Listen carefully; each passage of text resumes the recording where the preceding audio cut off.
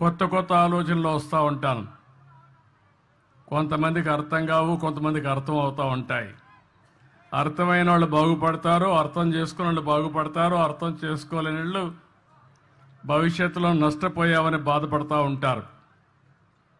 ఆ రోజు నేను సెల్ ఫోన్ గురించి మాట్లాడాను.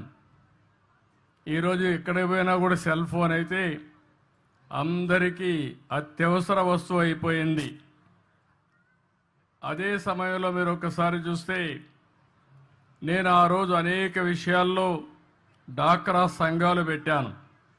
ఈరోజు డాక్రా సంఘాలు మీరు చూస్తే ఏ రాజకీయ పార్టీ అయినా ఆ డాక్రా సంఘాలు లేకపోతే వాళ్ళు ఏమాత్రం కూడా ముందుకు పోలేని పరిస్థితికి వచ్చారు.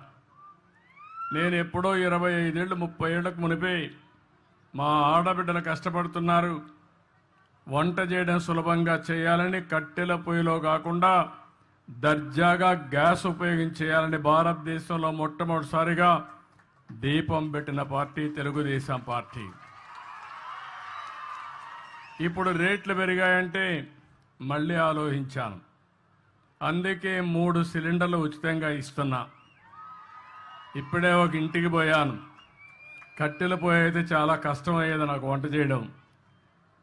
గ్యాస్ కాబట్టి గ్యాస్ వెలిగించాం, కాఫీ పెట్టాం.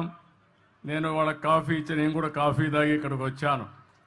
ఇది మనందరిలో ఆలోచన విధానాల్లో మార్పు రావాలి. అందరం సమానం, అందరికీ సమాన అవకాశాలు ఇవ్వాలి.